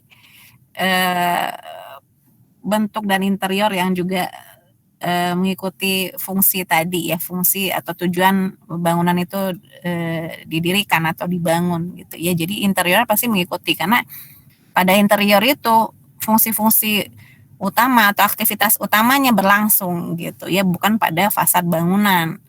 Nah, kemudian yang dari tadi saya ceritakan mengenai tipologi ruang interior tertentu, yaitu balik lagi ke fungsi awalnya gitu ya, sesuai dengan kebutuhan. Nah, peran kita sebagai desain interior harus menciptakan sesuatu yang berbeda, unik, yang punya kreativitas dan lain sebagainya, tapi tetap berfungsi secara maksimal gitu ya. Balik lagi ke fungsinya sebagai apa gitu ya. Nah, ini tadi kan ruang restoran ya. Nah, interior punya peran gitu ya dalam membentuk ruang ya, membentuk ruang menjadi sesuatu yang berbeda atau menaikkan level dan lain sebagainya ya, memberikan suasana yang baru gitu ya. Nah, pola-pola seperti ini kan pasti butuh ruang yang bisa jadi lebih besar, lebih luas, lebih tinggi dan lain sebagainya ya, untuk bisa memaksimalkan desain-desain seperti ini. Nah, ini sebenarnya tuntutan kalian ya, sebagai tuntutan bagi kalian ya, sebagai, dan tantangan bagi kalian juga sebagai desainer untuk menciptakan hal-hal yang baru, hal-hal yang berbeda ya, teman-teman ya, paham ya. Jadi ketika nanti melayout gitu ya, seperti saya kritisi tadi, jangan hanya membuat mebel itu sebagai sebagai landmark gitu ya, ataupun sebagai suatu hal yang penting gitu, hanya ditempatkan di tengah saja gitu ya. Jadi coba lihat karakter ruangnya dulu seperti apa, karena kita interior itu bukan hanya pada berfokus pada isi ruang atau mebel saja ya teman-teman ya. Halo Ibu. Nah, oke. Jadi interior itu bukan hanya berfokus pada isi ruang atau mebel. Nah, apa yang membedakan kita dengan teman-teman desain produk gitu ya? Nah, itu yang harus kalian pahami. Apa yang membedakan saya dengan desain produk atau DKV atau KTM atau yang seni rupa yang lainnya gitu ya? Apa yang membedakan? Kalau produk pastinya dia nggak ada hubungannya dengan orientasi ruang. Ya, interior itu pasti ada kaitannya ketika kita menempatkan sesuatu di dalam ruang, pasti ada hubungannya dengan orientasinya, ya. Orientasi arah ruangan itu. Timur, barat, selatan, utara, ataupun arah yang seperti apa hadapannya ke arah sesuatu yang menjadi focal point dalam ruang itu atau bagaimana. Ya, berpulang juga kepada aktivitasnya seperti apa. Ya, teman-teman ya. Nah, oke, lanjut. Ini apa ya? Kalau ini ruang apa ya? Tipologi ruang apa ya? Tipologi ruang interior apa? Kantor, Bu. Kantor. Ya, kelihatannya dari mana ya? Ada meja, kursi, ada laptop gitu ya. Ada ruang bersama juga di bagian ini ya, di gambar yang sebelah kiri ini. Dan kita lihat di ujungnya itu ada ini meja-meja yang tersusun gitu ya, jadi ruang office gitu dengan konsep ruang terbuka dan lain sebagainya. Nah, ini juga ada konsep meja, tapi bukan meja ini ya, tapi meja yang digantung gitu ya, dan juga bisa jadi ada bagian area di seberangnya yang bisa dibuat aktivitas yang seperti ini juga gitu. Ini kan menarik ya. Jadi yang kita kenal kalau isi ruang atau mebel itu bukan hanya ditempati pada ruang, tapi juga bisa digantung ya di semua bagian pelingkup dari ruang gitu. Dinding, di langit-langit ya. Kalau di lantai kan itu sudah menjadi hal yang umum. Seperti itu. Nah, itu ada nggak kalian keidean seperti ini? Nah, ini kalau ini apa? Teman-teman? Coworking juga. Coworking ya, coworking kantor juga ya. Nah, ini sama dengan restoran tadi ya. Leveling lantainya tuh dibuat tinggi dan tetap ada kursi ya, kursi untuk kenyamanan bekerja ya. Dan ada bagian-bagian dari leveling itu yang dibuat juga sebagai tempat duduk dan lain sebagainya. Nah, yang menariknya si leveling lantai ini eh, karena dinaikkan ya sesuai dengan dudukan manusianya, ergonomi manusia ketika duduk. Nah, dia bisa juga berfungsi sebagai meja ya, dan bagian-bagian yang lain dari leveling ini juga bisa dibuat untuk bersantai dan lain sebagainya. Ini mungkin kantor private ya. Nah, ini kan menarik ya.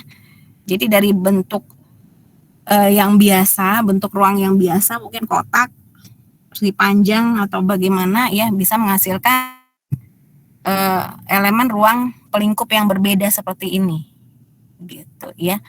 Jadi kan ini sebenarnya berbeda dengan tipologi ruang kantor yang kita temukan ya. Mungkin kalau dari zaman dulu, kalau kalian tanya ke orang tua kalian ya, kalau kantor itu sifat ruangnya itu banyak sekat-sekatnya. Kalau tren sekarang itu tren ruang yang terbuka atau open plan gitu ya. Nah, untuk lanjutnya itu akan seperti apa trennya gitu. Nah, ini perubahan-perubahan desain yang terjadi berdasarkan kebutuhan dan apa yang menjadi trennya saat ini gitu ya. Nah, itu kalian wadahi, tapi tetap harus mengusung kebutuhan dan keinginan dari klien-klien Anda nanti ya, seperti itu. Nah, ini kan bisa ya. Nah, ini selanjutnya juga, ini kalau selanjutnya apa nih? Sama ya, masih kantor ya. Iya. Nah, ini masih kantor, tapi kita bisa melihat bahwa ada ruang di dalam ruang gitu ya. Jelas sekali ruang di dalam ruang. Sebenarnya di dalam interior kan memang terdiri dari ruang-ruangan ya. Kalau memang banyak sekat-sekatnya, banyak fungsi yang dibuat private atau butuh pelingkup yang lebih jelas lagi ya, untuk membedakan fungsi atau membuat ruangan itu menjadi lebih private gitu. Nah, ini juga ya. Jadi ada box di dalam ruang. Nah, ini kan sebenarnya sesuatu yang berbeda dan membutuhkan ruang yang lebih besar gitu ya. Nah, ini yang tipologi ruang kantor saat ini gitu ya. Apakah dia sifatnya tertutup gitu ya, dengan konstruksi sebenarnya ini cukup rigid juga ya, kalau dilihat gitu ya, ataupun dia sifatnya juga hanya membatasi beberapa aktivitas saja seperti yang digambar ini.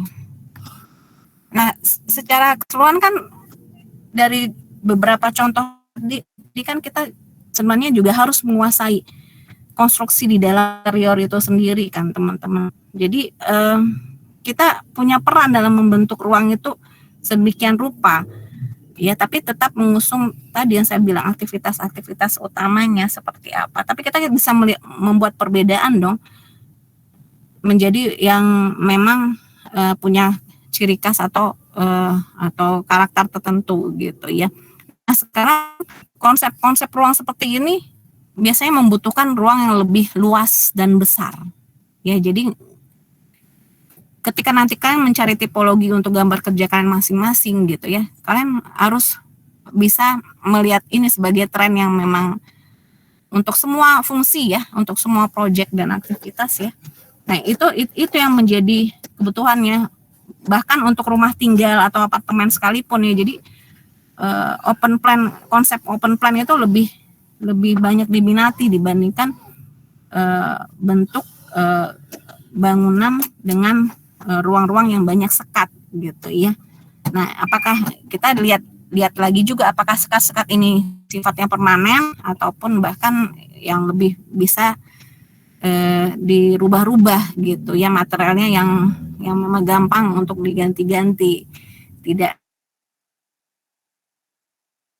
seperti halnya misalnya material dinding yang mungkin akan lebih sulit ya. Bisa jadi kita bobol dinding itu ya, kalau hanya berfungsi sebagai sekat bukan bagian dari struktur bangunan. Jadi ini tipologi ruang atau gambar kerja seperti ini yang harusnya banyak kalian cari ya, karena ini terkait dengan tren saat ini seperti itu.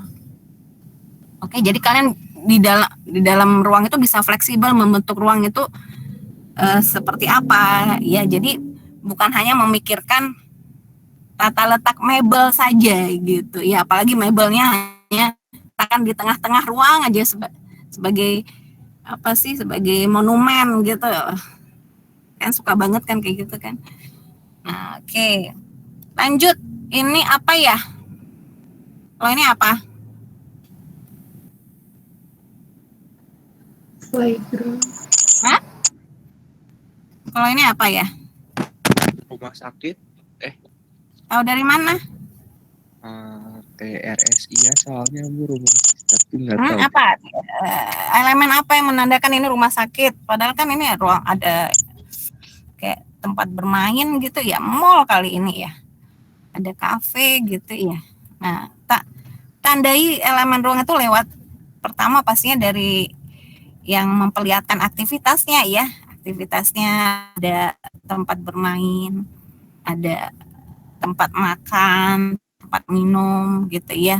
Lalu ruangnya juga luas, lebar gitu. Nah, ini apa ya? Tadi apa tadi teman-teman? Mall. Mall. Jadi saya bilang mall jadi ke mall ya. Tadi siapa yang bilang rumah sakit? Saya Bu. Siapa? Erin. Erin Bu. Erin pernah kesini pasti ya? Enggak sih Bu, saya ngelihatnya soalnya kayak rumah sakit ibu dan anak ada kayak gitunya Bu. Di mana kamu lihat atau pernah datang? Di Jakarta RS, iya deket Menteng Bu, ada taman bermainnya buat anak biar betah gitu. Oh, oke. Langsung nebak rumah sakit ya, Erin, keren pernah kesini. Ini di Bandung ya, kasus di Bandung. Jadi kalian kalau yang mengambil rumah sakit atau klinik dan lain sebagainya bisa mencontoh hal ini ya. Ini rumah sakit Melinda 2 ya, benar, rumah sakit ibu dan anak. Jadi bukan mall gitu ya. Tapi enak ya rumah sakit kayak gini ya. Kalau rumah sakit kayak gini kita pasti nggak akan sakit, bisa langsung pulang tanpa membayar rumah sakit. Jadi rasa sakit tuh bisa teralihkan, apalagi untuk ibu-ibu hamil gitu ya, dengan anak-anaknya yang aktif dan lain sebagainya ya. Nah, nanti ini kan sama sekali sebenarnya berbeda dari tipologi rumah sakit yang kita temui ya, nggak sih teman-teman? Benar nggak? Betul. Iya. Nah, makanya nanti ketika merancang rumah sakit atau merancang apapun itu proyeknya atau kasus desain kan, jangan mengikuti tipologi yang ada ya. Coba berpikir sesuatu yang berbeda gitu ya. Jangan hanya mendesain itu karena standar ya. Nanti dibilang desain lo standar itu berarti jelek banget itu berarti ya. Kalau desain lo standar gitu ya, itu berarti jelek gitu ya. Standar itu antara inilah, minimal juga enggak gitu, bagus juga enggak gitu ya. Ya average lah gitu ya. Jadi kalau hanya memenuhi standar gitu ya, jadi bukan desain namanya apa ya, bukan mendesain ya. Jadi percuma juga kalian udah kuliah 4 tahun tapi hanya merancang bangunannya, memodernisasi ya. Standar itu sebagai bagian memang harus wajib masuk ke dalam desain Anda, tapi setelah itu saya bisa melebihkan di atas standar itu menjadi standar itu harus menjadi bagian, harus lebih dari standar yang bisa kalian hasilkan. Nah, ini tipologi ini yang berbeda dari tadi yang saya jelaskan tadi kan bisa lihat bahwa ruang-ruangan itu sebenarnya bisa ditampilkan berbeda dari apa yang saya alami ya, dari apa yang saya lihat dan lain sebagainya ya. Sebagai desainer interior kan juga harus ini ya, sering jalan-jalan ya, keluar ya, melihat fenomena. Selain kalian juga lihat dari literatur yang kalian punya gitu ya. Jadi ini menarik sekali. Jadi ketika kalian mendesain sesuatu, buatlah sesuatu yang berbeda yang memang ditujukan untuk kenyamanan, keselamatan dan kesehatan bagi penghuni yang kalian desain gitu. Oke, ada pertanyaan sampai building purpose ini. Jadi kelihatan ya apa yang menjadi tipologi bangunan itu pasti akan berpengaruh juga untuk tipologi interior. Nah, yang saya tampilkan ini ya kebanyakan tipologi ruang yang sebenarnya berbeda gitu ya, dari apa yang kita temukan. Nah, ini saya ingin menggugah rasa desain kalian gitu ya, untuk bisa menciptakan sesuatu yang berbeda ya, selain nanti dari banyaknya buku-buku yang bisa kalian baca, kalian jadikan referensi. Jadi jangan hanya mengandalkan Pinterest ya teman-teman ya. Siapa ini di sini kalau mendesain hanya buka Pinterest? Ayo. Siapa? Halo. Bukan. Saya, Bu. Saya? Ya nggak apa-apa. Pinterest juga up to date Bu, gitu ya alasannya ya. Ya nggak sih? Iya. Tapi kan ya kalau bisa mendesain itu kita dari analisis dan lihat mendalam dulu ya, sesuai dengan kebutuhannya seperti apa ya. Jadi jangan hanya mengandalkan copy paste visual gitu ya teman-teman ya.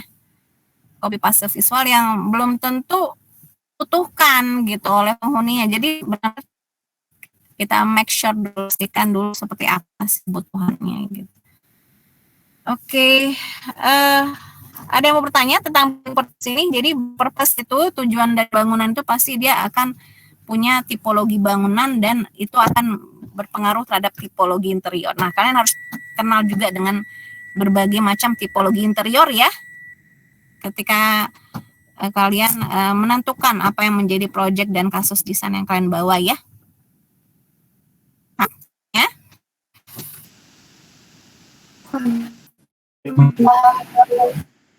Nah, setelah building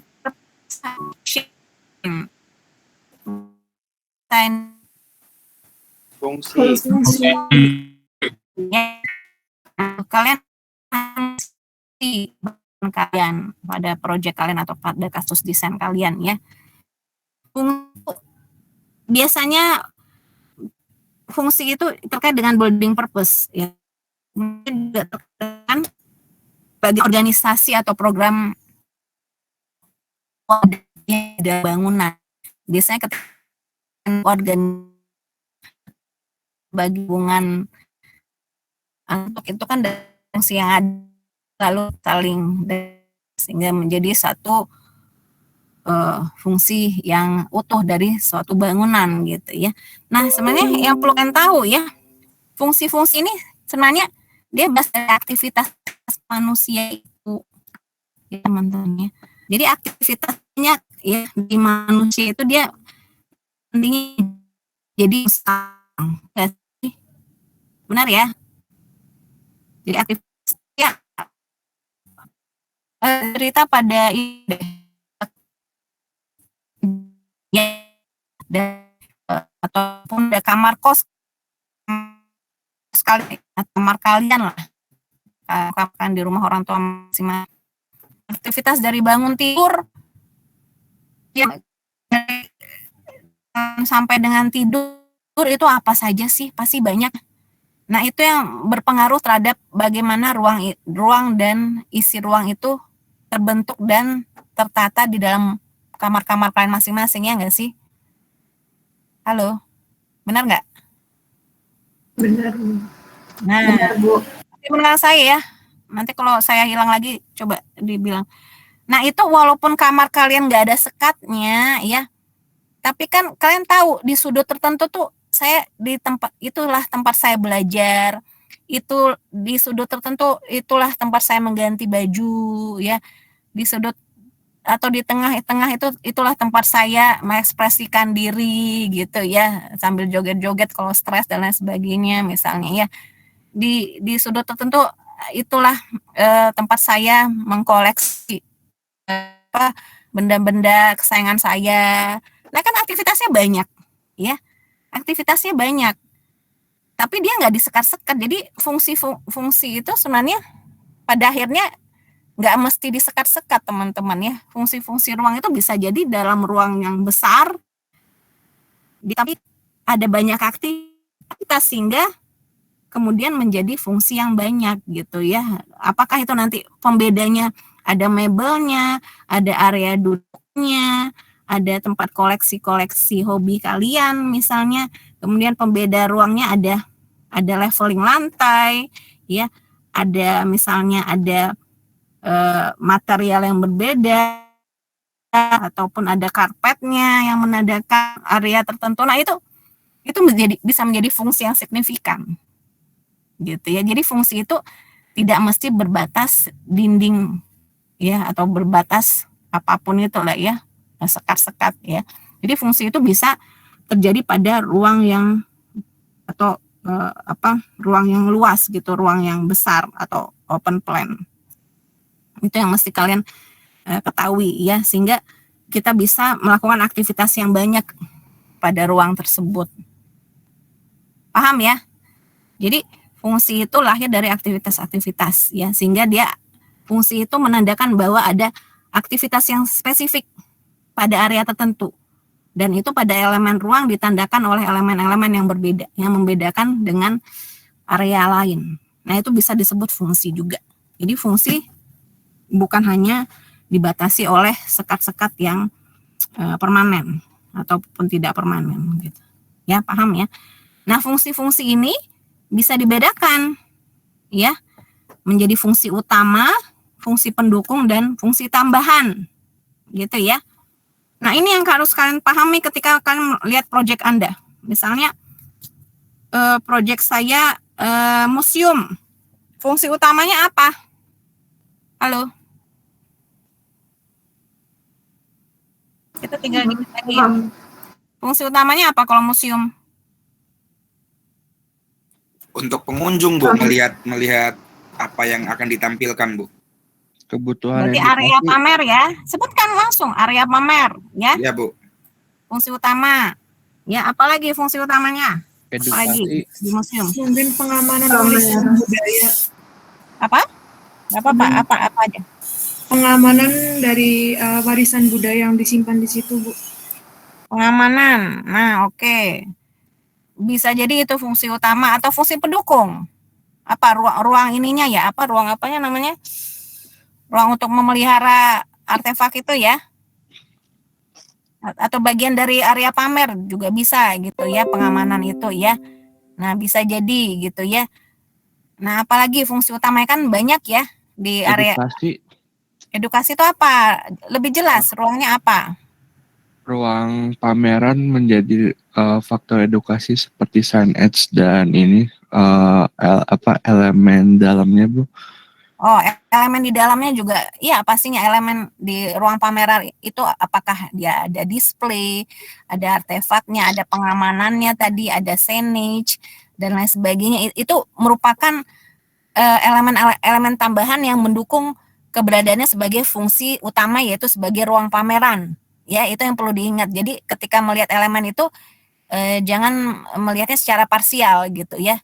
Yang saya tanyakan tadi kan fungsi pasti akan terkait dengan ruang atau area aktivitas ya. Yang di dalamnya tadi ada ya artefak, ada display, ada pengamanan, ada signage yang dibilang Terin tadi dan lain sebagainya. Gitu ya, yang teman-teman tadi semuanya bilang juga ya. Nah, itu pada ruang atau area.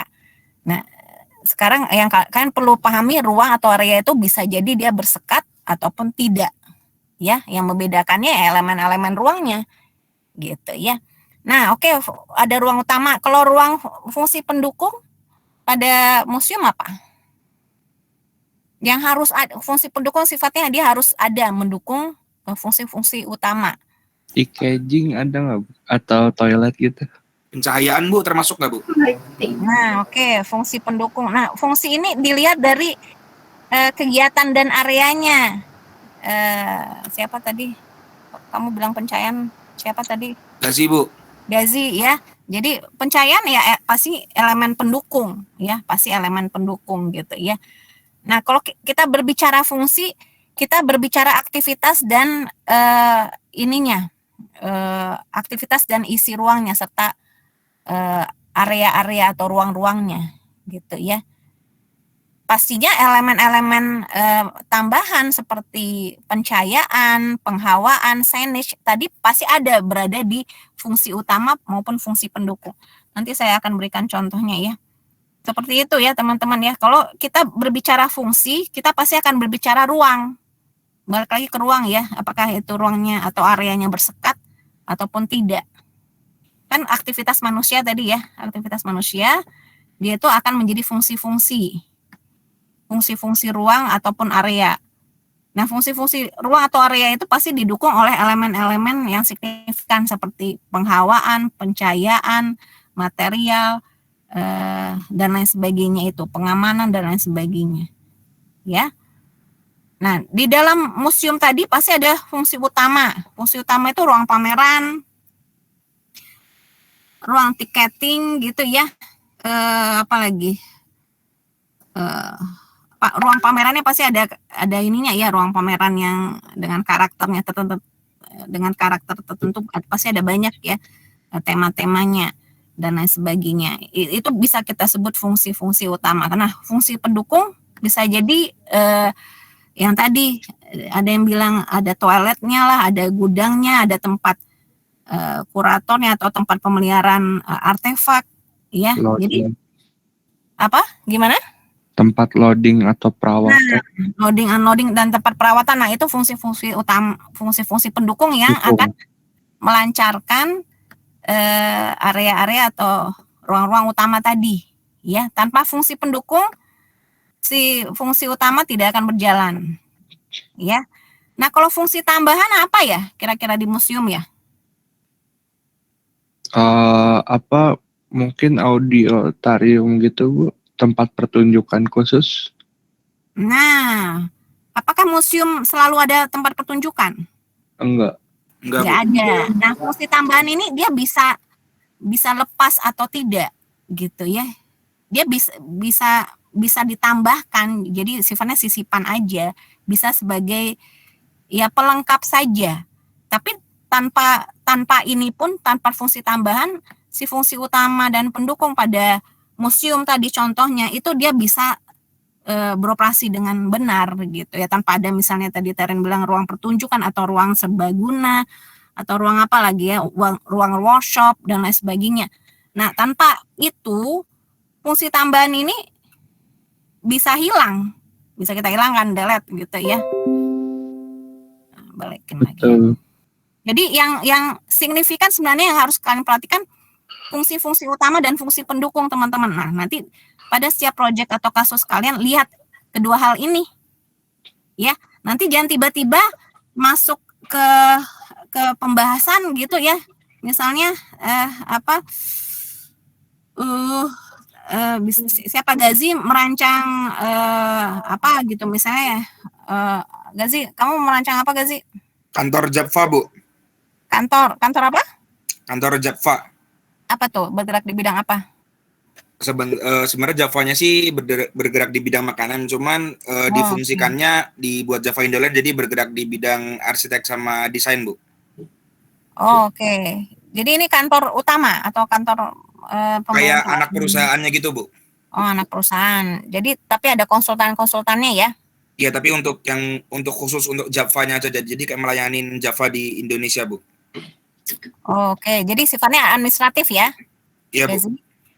Nah, itu apa aja sih fungsi-fungsi utamanya? Pasti ini ya, ruang kantor ya, ruang administrasi itu apa aja sih? Administrasi itu dibagi berdasarkan apa? Nanti benar-benar kalian survei berdasarkan apa yang menjadi existing yang ada di sana gitu ya. Kemudian apa yang menjadi fungsi pendukung ya? Fungsi pendukung itu bersifat yang mendukung tadi seperti halnya lobby, kemudian ruang informasi, termasuklah itu ya ruang-ruang dapur, kamar mandi dan sebagainya. Nah, fungsi tambahannya bisa jadi ada kafe di situ, ada restoran di situ. Itu kan bukan hal-hal yang penting. Nah, seringnya di TA itu masalahnya kalian memfokuskan pada fungsi-fungsi tambahan ini. Ya.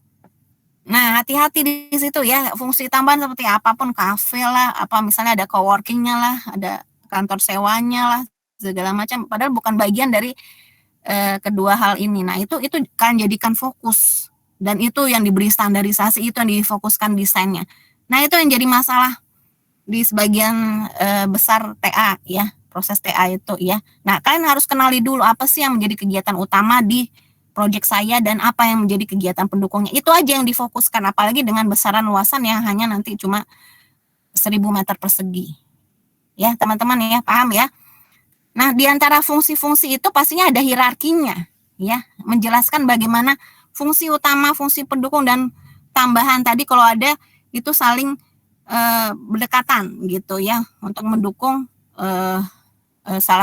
semua fungsi yang ada gitu ya. Nah, itu nanti dijelaskan pada hubungan antar ruang yang kalian nanti akan bisa buat diagramnya pada bubble diagram dan lain sebagainya, seperti apa kedekatan dan besaran dan bagaimana suatu ruang itu menjadi signifikan di antara ruang-ruang yang lainnya. Oke, paham? Ada pertanyaan untuk function ini? Belum ada. Belum, Bu. Belum ada, Bu. Ya, paham ya? Nah, ini nanti kalian akan lebih banyak eksplor di sini ya. Nah, ini nanti ada juga kan harus mengenali aktivitas-aktivitas spesifik itu dia butuh ruang yang spesifik. Atau bahkan aktivitas yang spesifik dia butuh ruang yang umum. Atau bahkan aktivitas yang umum